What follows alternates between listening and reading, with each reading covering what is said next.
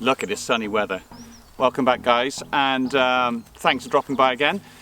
So I've realised over the last couple of weeks that I've been doing a lot on short game and wedge play.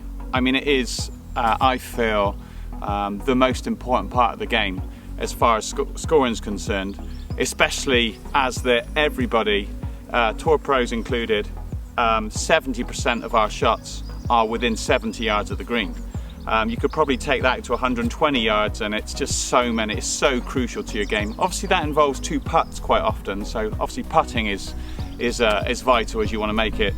But with our wedge play, certainly our chip shots from around the green, and definitely our sort of 120 yards down to 70 yards is absolutely crucial. I don't want to get too much into a deep tutorial on swing technique, because I don't feel it really serves you guys as well as possibly you think it does, because everybody's technique, everybody's body shape, it's very, very different. So if I started to give you a tip on say having a steeper or shallower angle of attack, well, you might already have a steep angle of attack or a shallow angle of attack, so it's really going to be very difficult for you to decipher it. But there's one thing that we can all learn from, and that is the actual speed of our club and our body and our hands, i.e. the club face as well, through impact. And that is the main thing that projects the ball. Strike is key, and the consistency of strike, but that's something you need to work on with your pro to try and get your technique as good as you possibly can. But as far as distance control goes, I've always worked on the same basis. I've done it for 30 years or so. I learned it a long time ago. It certainly works for me. I've heard other professionals and tour professionals right through using a similar kind of basis, but I like to keep things really simple. And so basically we want to know, let's just say you've got 3 wedges. You've got a pitching wedge, and you've got like a gap wedge, and maybe a 60 or 58 degree, which will be a kind of a lob wedge. Now we want to know firstly how far all of these go. So I mean, it's quite easy for you guys to go out there and just hit a full shot with each one of these clubs. Let's just say you go to the range, get your laser, or there's a marker out there, and you can quite easily find out how far that goes. That's kind of tip number 1. That is absolutely crucial. If you haven't done that, you need to do that straight away. So you'll know exactly what your 60 goes, exactly what your 54 goes, which is what I use, and exactly what your wedge goes. So that's an easy one. The other thing you can do is, if you're lucky enough to have access to a TrackMan or GC Quad or some dry ball data, you can do the same thing indoors when it's chucking it down with rain as well. So you can go to your local centre and find out those. That's absolutely key. That is going to vary a little bit, as we all know, depending on how you strike it, but generally you want to find out if you hit 20 balls, the kind of circle around that's going to be consistent at. So let's just say the 54 goes 100 yards. I mean, some are going to go probably 80 yards, and some might go a little bit more than 100 yards, but you're going to get that average in the middle, which is the one that you hit like most consistently. You can see it quite easily when you actually do this test. Once you get that, that's going to be our swing, really, like to the top of our backswing and right way through. So we know that works fine. So let's base this on my stats. Obviously all yours are going to be different, but you can work it out. So I've got my 60 degree. Now a full 60 degree for me is 80 yards.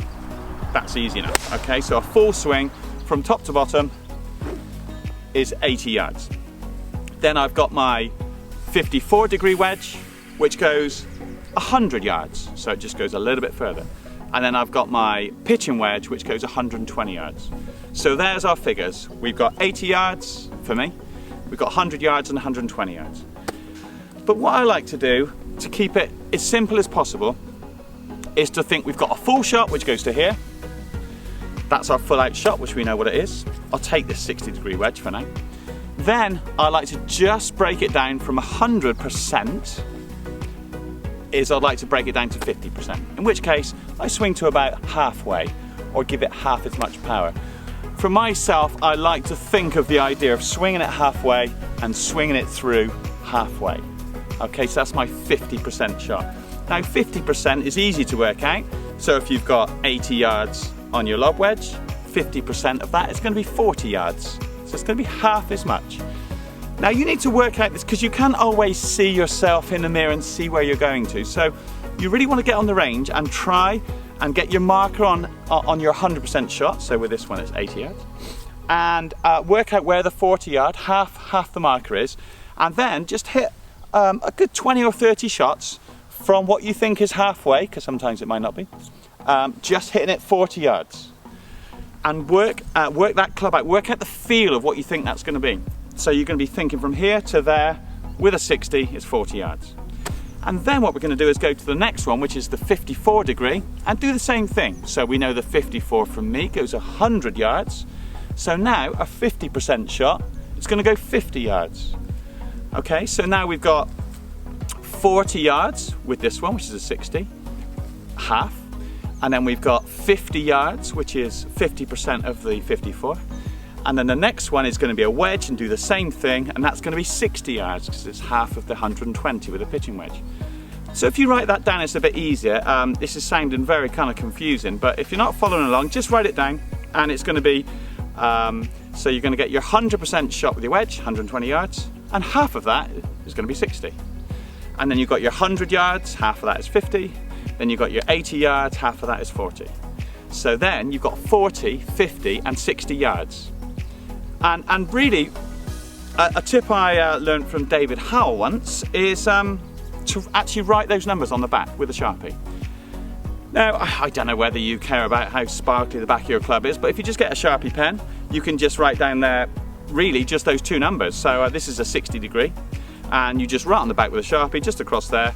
I would be putting 40 and 80. And so every time you pick your club out, you know what you're going to be hitting. Because it is surprising, you think you know what it is, but the amount of times you actually end up checking. So then you get your half swing numbers and your full swing numbers. And that will cover you for 40, 50 and 60 yards. And then it will cover you from 80 right through to 120. So it's nice and easy. Now, you know, you can go from like 50% swing, you could go to 75% swing. And you can also go down here to 20% swing. So you can do the whole lot and put those numbers down, but in my opinion is, unless you're DeChambeau or a really like a great consistent ball striker, anything more than just two numbers on each wedge is just confusing. It will confuse your brain and it will confuse your strike, and everything's going to change. So really that's, you know, a nice tip and something that I would definitely do every single time. Sometimes you don't know you're doing it, but you know, if I've got a 40-yard shot, you know, I know it's half of my 60, you know, and it's a nice visual thing to see.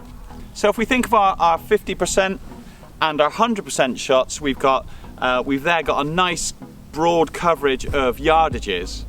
The other thing that I like to think about, like I've said in my previous videos, which I'll link up here, is the fact to try and put you into a position so that you have one of those 50% or 100% shots. Okay, so I'll put a link up to my other video, and that kind of goes through the strategy of leaving yourself the right yardage. Not every round goes to plan, not every round you can hit it exactly where you want it, but if you've got it in your mindset that that is what you want to leave yourself, in my instance, 40, 50 or 60 yards, because that's my 50% of those three wedges, or 80, 100 or 120 yards, which is my full range of these three wedges, that's the ideal thing. I mean, that's the kind of the way that we try and plot our ways round. I'm sure that if you go out on your golf course now, you look around, you think, I always hit a driver off of this short par 4, and I always leave myself a distance that is awkward to you. Maybe it's like 70 yards or 40 yards or something that is not in amongst your nice wedge set. And if that is the case, then you just want to re-look at that hole and re-plot it to, you know, you probably do it every time and don't realise that at the end of the year, your score on that hole is not as good as it could be if you hit, say, a 3-iron off the tee and left yourself 120 yards in, which you would never miss the green with a wedge with 120 yards. Let's just say that is one of your strong points perhaps.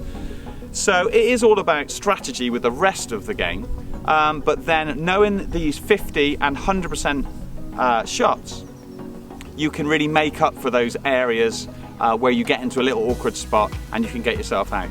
We really want to be left with full shots. And so, you know, that's a nice way to start, but if you mess up that full shot, you can work on these 50% and it will give you confidence for the rest of the round. Well, I hope you enjoyed that, and hopefully you can work on those things on the range and get those numbers dialed in. You will save loads of shots. You'll be amazed at how many shots you'll save yourself from 120 yards down to about 40 yards if you can get this consistent. Even if you just start hitting the greens from those distances, let alone getting it close, that will make a massive difference. If you want to send me some of your swings, DM them to me on SJ Carter Smith on Twitter. And any comments, I've enjoyed reading the comments and responding. I get to respond to everybody because the channel's small, so it's no problem for me to reply to you guys. And look forward to seeing you next week.